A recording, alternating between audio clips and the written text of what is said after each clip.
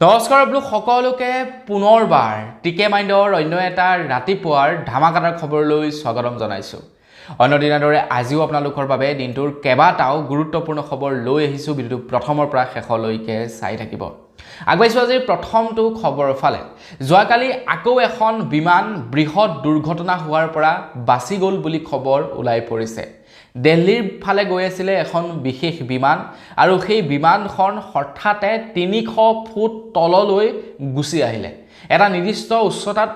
উৰি আছিলে বিমানখন আৰু নিৰ্দিষ্ট উচ্চতাৰ পৰা হঠাতে ৩০০ ফুট তললৈ নামি গুচি আহিলে, যাৰ ফলত নেকি বিমানখনৰ ভিতৰত থকা বহুখিনি যাত্ৰীৰে অঘটন হয় বুলি খবৰ ওলাই পৰিছে। বহুখিনি যাত্ৰীয়ে দুখ পায় বুলি খবৰ ওলাইছে। মানে এটা নিৰ্দিষ্ট উচ্চতাত বিমানখন উৰি আছিলে আৰু হঠাতে নামি গুচি আহিলে ৩০০ ফুট তললৈ।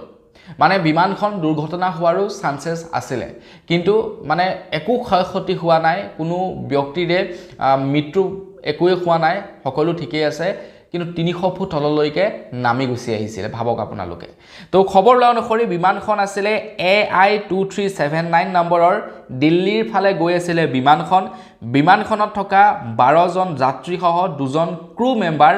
আহত হৈছে বুলি খবৰ ওলাই পৰিছে। গুৰুতৰভাৱে আহত হৈছে বুলি খবৰ ওলাই পৰিছে। এয়াৰ টাৰ্বুলেন্স হোৱাৰ বাবেই বিমানখন বোলে ৩০০ ফুট তললৈ নামি আহিছিলে। কেনেবাকৈ যদি ওচৰতে থাকিলেহেঁতেন সেইখনটো মানে ক্ৰেছ হৈ গ'লহেঁতেন, যিহেতু যথেষ্ট উচ্চতাত উৰি থাকে বিমানবিলাক। আমাৰ পৃথিৱীৰ পৰা বহুত ওপৰত উৰি থাকে বিমানবিলাক। তো অকণমান মানে ৩০০ ফুট তললৈ আহিলে যদিও মানে বাচি গ'ল, কোনো ক্ষয় ক্ষতি হোৱা নাই, সকলোৰে ভাগ্য ভাল আছিলে। কিন্তু বিমান দুৰ্ঘটনা আমাৰ ভাৰতবৰ্ষত খুব বেছি হ'বলৈ লৈছে, হয়নে নহয় আপোনালোকে নিজে কওকচোন। সেই যে আপোনাৰ এলাহাবাদত এবাৰ বিমান দুৰ্ঘটনা এটা হৈছিলে, তো তাৰ পাছত বিমান দুৰ্ঘটনা আমি বহুত শুনিবলৈ পাইছোঁ। তো চৰকাৰে ইয়াৰ ওপৰত এটা ষ্ট্ৰিক্ট একশ্যন ল'ব লাগে, বিমান কোম্পানীসমূহৰ ওপৰত এটা ষ্ট্ৰিক্ট একশ্যন ল'ব লাগে, যাতে সময়মতে বিমানবিলাকৰ মেৰামতিৰ লগতে বিমানবিলাকৰ ছাৰ্ভে যাতে হৈ থাকে, মানুহৰ যাতে জীৱনক লৈ কোম্পানীবিলাকে খেলা নকৰে, তাৰ কাৰণে অকণমান কেন্দ্ৰ চৰকাৰ ষ্ট্ৰিক্ট হ'ব লাগে। আগুৱাইছোঁ ইয়াৰ পাছৰটো খবৰৰ ফালে। ইয়াৰ পাছৰ খবৰটো ওলাই পৰিছে যোৰহাটৰ পৰা। যোৰহাটৰ বিধায়ক হিতেন্দ্ৰ নাথ গোস্বামীক লৈ এতিয়া স্থানীয় ৰাইজ বা যোৰহাট বিধানসভা সমষ্টিৰ ৰাইজ সন্তুষ্ট নহয় বুলি একাংশ লোকে সদৰি কৰিছে। তো যোৰহাটত যোৱাকালি হঠাতে কৃত্ৰিম বানপানী হয়। হঠাতে যোৰহাটৰ বহুকেইটা পথত মানে যথেষ্ট পৰিমাণৰ পানী জমা হৈ পৰে। যেনেকৈ গুৱাহাটী মহানগৰীত এজাক বৰষুণ দিয়াৰ লগে লগে কৃত্ৰিম বানপানীৰ সৃষ্টি হয়, ঠিক তেনেকৈ যোৰহাটতো একেই অৱস্থা যোৱাকালি। তো এই সম্পৰ্কত হিতেন্দ্ৰ নাথ গোস্বামীৰ যি স্থিতি বা তেখেতৰ যি মন্তব্য, সেয়া গ্ৰহণযোগ্য নহয় বুলি স্থানীয় ৰাইজে তেখেতৰ বিৰুদ্ধে ক্ষোভ উজাৰিছে। যোৰহাটৰ বিধায়ক হিতেন্দ্ৰ নাথ গোস্বামীক কোনো কথা কৈ লাভ নাই। তেখেতে কয় যে মই শিক্ষিত ঘৰৰ মানুহ, মোক মানে পলিটিক্স ঘৰৰ মানুহে কৰিবলৈ নিদিয়ে, কিন্তু কৰি আছোঁ। তো সেই সময়ত স্থানীয় ৰাইজে কৈছে যে তেখেতক পলিটিক্স কৰিবৰ কাৰণে কোনেও টানি আজুৰি লৈ অহা নাই, তেখেতে স্ব ইচ্ছাই আহিছে। গতিকে তেখেত যিহেতু এতিয়া যোৰহাটৰ বিধায়ক হৈছে, যোৰহাটখনৰ কাৰণে তেখেতে কাম কৰিব লাগিব। একাংশ লোকে কৈছে যে তেখেতক বিধায়ক ৰূপে আমি নিৰ্বাচিত কৰি বহু ভুল কাম কৰিলোঁ বুলি একাংশ লোকে এতিয়া ক্ষোভ উজাৰিছে। তো হিতেন্দ্ৰ নাথ গোস্বামী ডাঙৰীয়াক সকলো মানে নিৰ্বাচনৰ পূৰ্বে সকলোৱে পচন্দ কৰিছিলে, ভাল পাইছিলে, সকলোৱে তেখেতক ভোট দি নিৰ্বাচনত জয়যুক্ত কৰাইছে। এতিয়া তেখেতৰ দায়িত্ব হ'ল যে তেখেতৰ সমষ্টিটো ভালদৰে চোৱা চিতা কৰা, তেখেতৰ সমষ্টিত থকা বা সমষ্টিবাসী ৰাইজৰ কাৰণে ভাল কাম কৰা। আগুৱাইছোঁ ইয়াৰ পাছৰটো খবৰ ফালে। ইয়াৰ পাছৰ খবৰটো ওলাই পৰিছে প্ৰধানমন্ত্ৰী নৰেন্দ্ৰ মোদী ডাঙৰীয়াৰ ওপৰত। প্ৰধানমন্ত্ৰী নৰেন্দ্ৰ মোদী ডাঙৰীয়াদেৱে আজিৰ পৰা কেইদিনমান আগত ফেচবুকত এটা লাইভ আহিছিলে। এটা বুলি নহয়, কেইবাটাও ভিডিঅ' তেখেতে প্ৰচাৰ কৰিছিলে ইনষ্টাগ্ৰামত, আৰু তাৰ পাছত তাৰে ভিতৰত এটা ভিডিঅ' মানে আঁতৰাই দিছিলে ফেচবুকৰ পৰা। আৰু তাৰ পাছত এতিয়া ফেচবুকৰ ওপৰত কঠোৰ হৈছে কেন্দ্ৰ চৰকাৰ। ফেচবুকক 3 দিনৰ ভিতৰতে কোনো ধৰণৰ চৰ্ত অবিহনে ক্ষমা খুজিবৰ কাৰণে নিৰ্দেশনা প্ৰদান কৰিছে। আৰু যদিহে ফেচবুকৰ মালিক মাৰ্ক জুকাৰবাৰ্গে ক্ষমা নোখোজে, তেনেহ'লে ফেচবুকৰ কিন্তু ভাৰতত স্থান নাই। ফেচবুকৰ কাৰণে অত্যন্ত বেয়া হ'ব যদিহে মাৰ্ক জুকাৰবাৰ্গে ক্ষমা নোখোজে। অৱশ্যে সেই ভিডিঅ'টো মাৰ্ক জুকাৰবাৰ্গ বা ফেচবুক বা মেটাই অঁতৰাও বুলি অঁতৰোৱা নাছিলে, টেকনিক্যাল গ্লিটছৰ কাৰণে কিছু সময়ৰ কাৰণে ভিডিঅ'টো ফেচবুকৰ পৰা ডিলিট হৈ গৈছিল পৰৱৰ্তী সময়ত আকৌ ঘূৰি আহিলে ফেচবুকৰ লাইভ ভিডিঅ'টো কিন্তু কিছু সময়ৰ কাৰণে আঁতৰি গৈছিল ফেচবুকৰ পৰা আৰু তাক লৈ এতিয়া ক্ষোভিত হৈ পৰিছে কেন্দ্ৰ চৰকাৰ যাৰ বাবে নেকি যোৱাকালি মেটাৰ সৈতে আমাৰ ভাৰতবৰ্ষৰ গ্লোবেল নেতৃত্বই 45 মিনিট বৈঠকত বহে আৰু এতিয়া মেটাৰ মালিক তথা ফেচবুকৰ মালিক মাৰ্ক জুকাৰবাৰ্গক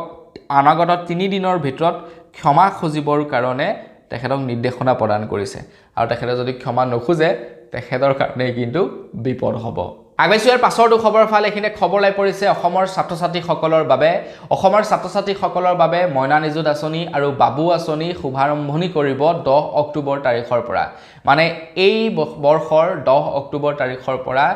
আমাৰ অসমৰ পঢ়ি থকা ছাত্ৰ-ছাত্ৰীসকলৰ বাবে মইনা নিযুত আঁচনি আৰু বাবু আঁচনিৰ ধন মুকলি কৰিব বুলি জনাইছে মইনা নিযুত আঁচনি আৰু বাবু আঁচনি কি সেই সম্পৰ্কে হয়তো আপোনালোকে ভালদৰে জানে পঢ়ি থকা ছাত্ৰ-ছাত্ৰীসকলক অসম চৰকাৰৰ ফালৰ পৰা অৰুণোদয় আঁচনিৰ পইচা নিচিনাকৈ প্ৰত্যেক মাহে মাহে তেওঁলোকৰ বেংকৰ একাউণ্টত পইচা ভৰাই দিয়ে এতিয়া অসম চৰকাৰৰ ফালৰ পৰা ঘোষণা কৰিছে মইনা নিযুত আৰু বাবু আঁচনিৰ পত্ৰ 6 আগষ্ট তাৰিখৰ দিনাখন ডিস্ট্ৰিক্টে প্ৰদান কৰিব বুলি কৈছে মানে বিতৰণ কৰিব বুলি জনাইছে আৰু 14 আগষ্ট তাৰিখৰ দিনাখন পোৰ্টেল মুকলি কৰা হ'ব 14 আগষ্টৰ পৰা তেওঁলোকে অনলাইন আবেদন কৰিব পাৰিব পঢ়ি থকা ল'ৰা-ছোৱালীসকলে যদি মইনা নিযুত আৰু বাবু আঁচনিৰ ধন লাভ কৰিব বিচাৰে তেনেহলে তেওঁলোকে 14 আগষ্টৰ পৰা যি পোৰ্টেল মুকলি হ'ব তাত আবেদন কৰিব পাৰিব কিন্তু পত্ৰ ল'ব লাগিব তাৰ পাছতহে আবেদন কৰিব লাগিব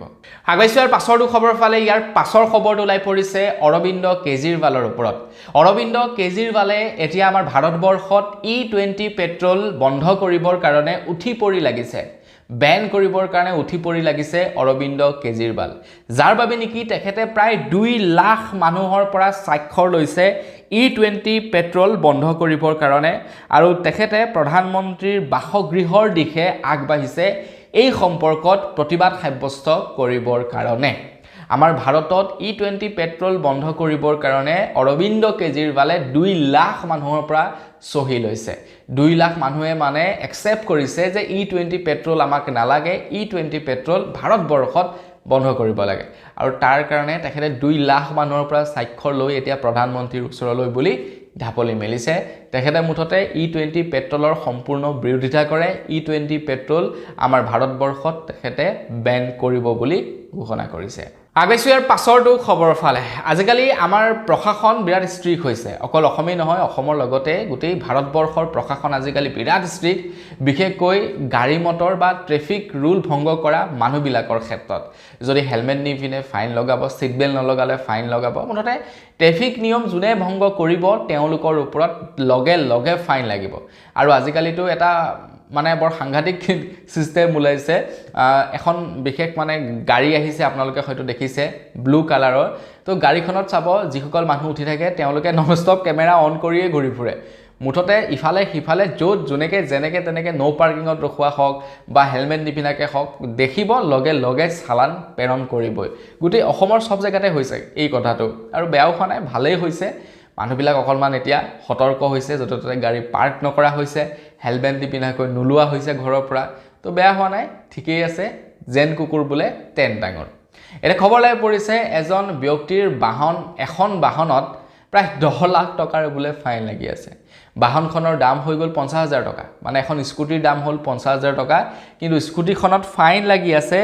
10 লাখ টকা ভাবকচোন আপোনালোকে স্কুটিখনৰ দাম তেনে কিমান হ'ল 10 লাখ টকাৰ ফাইন লাগি আছে এখন স্কুটিত মানে হি কিমান বাৰ যে ট্ৰেফিক নিয়ম ভংগ কৰিছে তাৰ কোনো ঠিক নাই মুঠৰ ওপৰত চাগে সি 2 এবাৰ ফাইন লগাৰ পাছত ভাবি ললে মই ট্ৰেফিক নিয়ম ভংগ কৰিয়েই থাকিম কি কৰ মই চালান পে নকৰো মুঠতে 10 লাখ টকাৰ ফাইন লাগি আছে 50,000 টকাৰ বাইকখনৰ দাম কিন্তু 10 লাখ টকাৰ ফাইনেই লাগি আছে আগবাইছো ইয়াৰ পাছৰটো খবৰ ফালে বৰ্তমান সময়ত চৰকাৰসমূহে নিজৰ প্ৰমোচনৰ কাৰণে চৰকাৰী আঁচনিকে আৰম্ভ কৰি তেওঁলোকে কৰা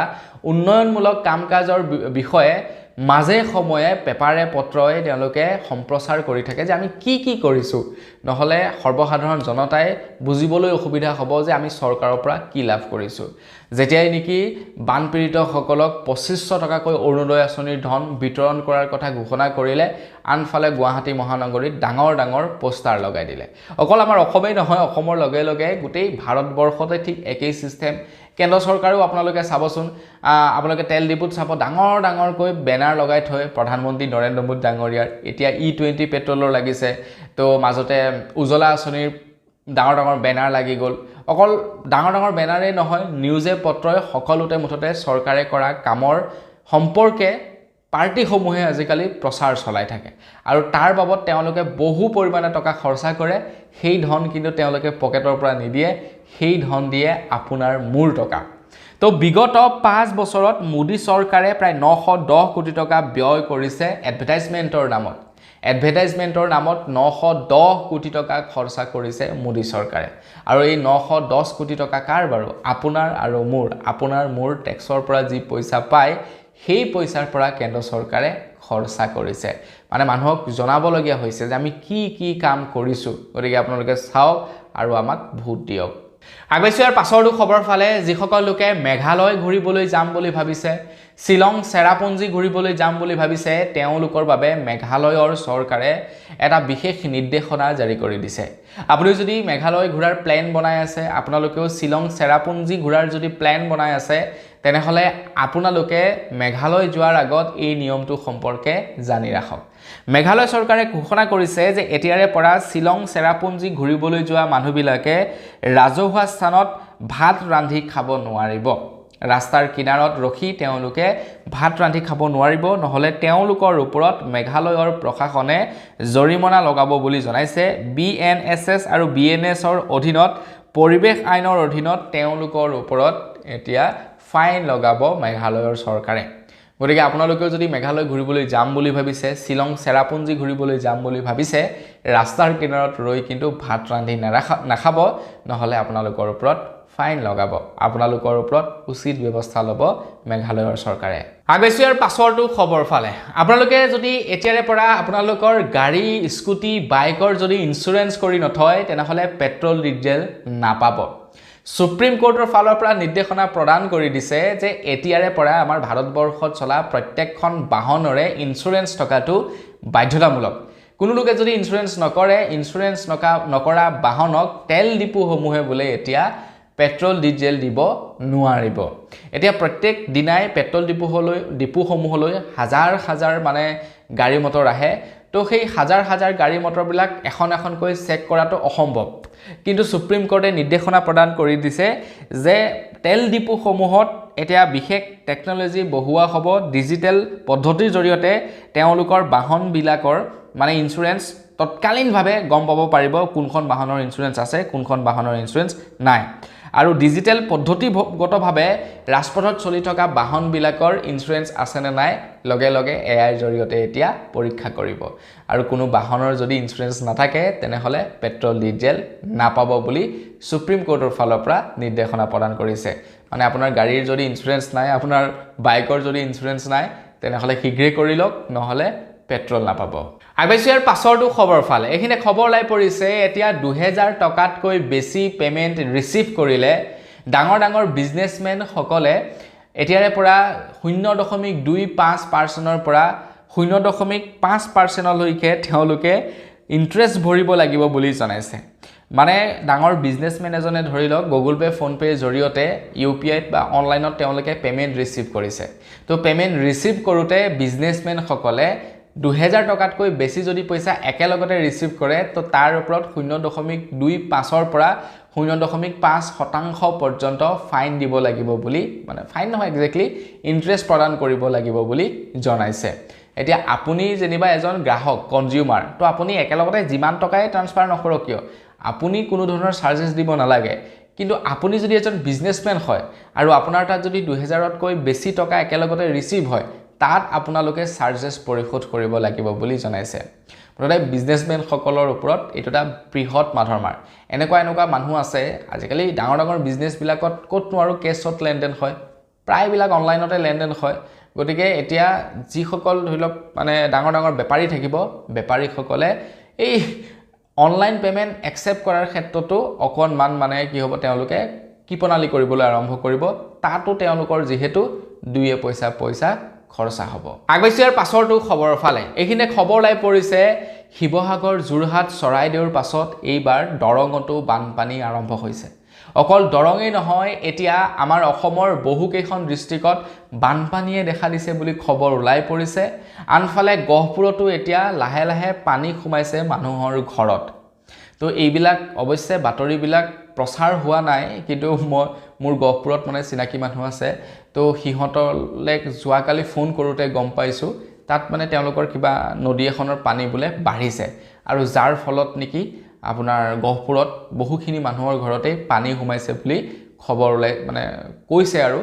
তাৰ লগে লগে ডিব্ৰুগড়বাসীৰ কাৰণেও অকণমান সতৰ্কতা আহি পৰিছে ব্ৰহ্মপুত্ৰৰ মাথাৰিও বুলে অকণমান কমজোৰ হৈ পৰিছে বুলি খবৰ ওলাইছে ব্ৰহ্মপুত্ৰৰ জলপৃষ্ঠও বৃদ্ধি পাইছে গতিকে এনেকৈ যদি বৰষুণ নন ষ্টপ দি থাকে তেন্তে ডিব্ৰুগড়বাসীৰ কাৰণে অকণমান কিন্তু বুলে সমস্যা আহিব বুলি খবৰ ওলাইছে মুঠৰ ওপৰত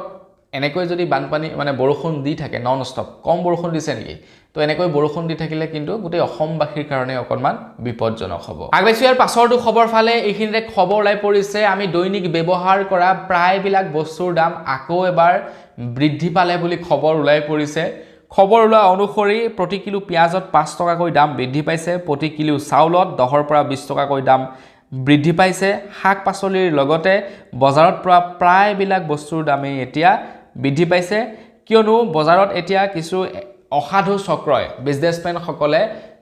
মানে বস্তুৰ দাম বৃদ্ধি কৰি দিছে যেহেতু এতিয়া বহুখিনি বস্তুৰে নাটনি হৈছে অসমৰ বজাৰত শিৱসাগৰ চৰাইদেউ যোৰহাটত হাজাৰ হাজাৰ মানুহ গৈছে ৰিলিফ দিবৰ কাৰণে তো তাৰ কাৰণে বজাৰত বহুতো বস্তুৰ নাটনি হৈছে আৰু তাৰে সুযোগ লৈছে একাংশ বিজনেছমেনে আৰু বস্তুৰ দাম অত্যাধিক বৃদ্ধি কৰি দিছে তো অসম চৰকাৰ ফালৰ পৰা তেওঁলোকৰ ওপৰত কঠোৰ ব্যৱস্থা ল'ব লাগে তেওঁলোকক নাকি লগাব লাগে নহলে তেওঁলোকে কিন্তু এনেকৈ দাম বৃদ্ধি কৰি থাকিব আগবাইছো ইয়াৰ পাছৰটো খবৰ ফালে এখিতে খবৰ লাই পৰিছে আমাৰ অসমৰ এক্ট্ৰেছ মেঘ ৰঞ্জনীৰ ওপৰত তো মেঘ ৰঞ্জনীক হয়তো আপোনালোকে চিনি পায় তো তেখেতক লৈ এতিয়া খুবেই বিতৰ্ক চলি আছে আমাৰ অসমত কিয়নো তেখেতে লণ্ডনত বানপীড়িত সকলৰ কাৰণে ৰাস্তাৰ কিনাৰত গান গাই মানুহৰ পৰা পইচা উঠাই আছিল যাৰ ফলত নেকি মানে তেখেতক এতিয়া খুবেই ট্ৰোল কৰিছে বা তেখেতক লৈ বিতৰ্ক কৰিছে মেঘ ৰঞ্জনীক লৈ তো তেখেতে মানে লণ্ডনত আমাৰ অসমত যি বানপানী হৈ আছে সেই বানপানীৰ বিষয়ে তেখেতে মানে দাঙি ধৰিছে যে বানপানী হৈ আছে বহুতো মানুহ দিশহাৰা হৈছে বহুতো মানুহ জবলেছ হৈছে গতিকে সহায় কৰক অসমৰ কাৰণে আৰু তেখেতে অসমৰ মানুহৰ কাৰণে ফাণ্ড ৰেইজ কৰিছিলে বানত আক্ৰান্ত হৈ থকা লোকসকলক সহায় কৰিবৰ কাৰণে লণ্ডনত তেখেতে মানে সাহায্য উঠাইছিলে আৰু যাক লৈ এতিয়া তেখেতক বহু লোকেই সমালোচনা কৰিছে আগবাইছো ইয়াৰ পাছৰটো খবৰ ফালে ইয়াৰ পাছৰ খবৰটো ওলাই পৰিছে শিৱসাগৰ ডিস্ট্ৰিক্টৰ পৰা তো শিৱসাগৰ ডিস্ট্ৰিক্টলৈ অসম চৰকাৰৰ ফালৰ পৰা যি বান সাহায্য আগবঢ়াইছে সেই বান সাহায্যক লৈও এতিয়া খেলিমেলি কৰিছে